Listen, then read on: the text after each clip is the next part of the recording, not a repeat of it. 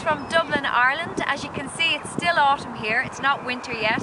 The leaves are still on the trees and Santa's reindeers are still here. They haven't quite left for the North Pole yet.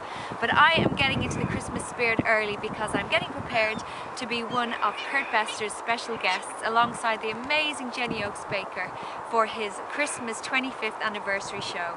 I am so excited to be back in the States and to be performing with Kurt and Jenny. They are amazing, outstanding musicians, and I'm thrilled to be back in Utah. It's always felt like a home away from home for me, especially when I was touring with Celtic Woman.